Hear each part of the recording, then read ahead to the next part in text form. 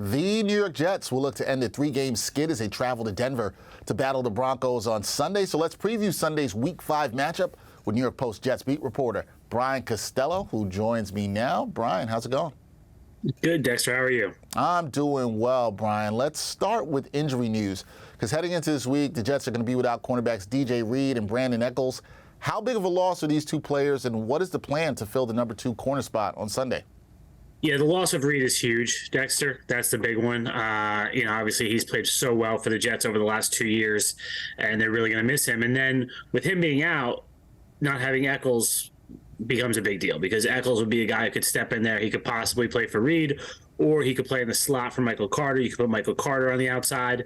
Now they don't have either one of them, so now you're getting further down the depth chart. So I think Bryce Hall is going to have to play. I don't know how much, if he's going to play the whole time, or if they're going to try to do something where they play Carter on the outside when it's an obvious running down, and then when they go to nickel, shift Carter inside and put Hall outside. They also could play with Tony Adams and do like a 3 safety look and make Tony Adams a nickel. So there's some things they can do, but whatever they do, it's a loss without having DJ Reed on the field. Yeah, huge loss for them going into their defense against the Broncos this week. So we'll see what happens there. Now, before the season, Broncos head coach Sean Payton, he had some comments that I'll say weren't so nice towards Jets offensive coordinator, former Denver head coach Nathaniel Hackett. I know the team wants to get a win because they've lost 3 in a row, but is this a game that you get the sense that they want to win this one for Hackett? Yeah, I think there's some added motivation, Dexter, but I don't know how much that matters. It's not like Nathaniel Hackett's going to call a better game because he's motivated to beat Sean Payton. I think if Aaron Rodgers were here, it might be a different story, because he clearly was annoyed with those comments and he could control things a little more. I don't think Zach Wilson can be out there saying, I'm out for revenge. Zach just has to do what he needs to do to play well. So, yeah, obviously, if they win this game, Dexter, there's going to be a game ball for Nathaniel Hackett. They're going to be celebrating in the locker room for him. They're going to be happy for him. But I don't think they're going into this game with that in the front of their minds. All right, so this one is not a win one for Hackett, but it'll be nice to hand him the game ball. You mentioned Zach Wilson. There's been some talk amongst the fan base that Wilson has turned the corner after his Week 4 performance against the Chiefs. What did you learn from Wilson's 2-touchdown performance on Sunday night, and what does he need to show in Week 5 to show that he might have turned the corner?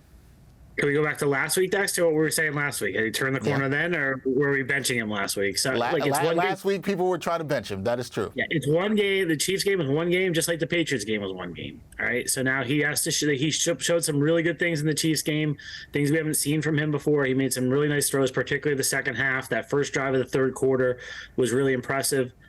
But, was that because the Chiefs defense gave him some of that to through? We're going to find out. He's stringing it together week after week after week is what makes you really, really good. It's hard to do in this league. So I'm skeptical, Dexter. If he's turned the corner, I need to see more. Like I said, it was just one game, just like the Patriots game was just one game. So, he played a pretty good game last year, if you remember, against Buffalo at MetLife Stadium. And then 2 weeks later after the bye, he bottomed out in New England. So it's a week-to-week league, Dexter, and 1 week doesn't mean much the next week. Week-to-week league, can't get crazy over a small sample size. Just got to take it game by game for sure. Okay, Brian, here we go. You know how we do every week. What are the keys to the Jets going out to Denver and knocking off the Broncos on Sunday afternoon? I think they need to run the ball, Dexter. This Broncos defense, the worst in the league against the run. They're the worst in the league overall, but they've particularly been bad against the run. And the Jets just haven't been able to get that running game going. As nice as it was to see their offense doing things last week for the Jets, they really didn't run the ball very well. So if they could get the running game going, Breece Hall is returning to where he hurt himself last year. I think he's going to be motivated. Get them going. They can win to control the ball, and then defensively, they got to get some turnovers and get the ball back to Zach. And, they got a couple last week.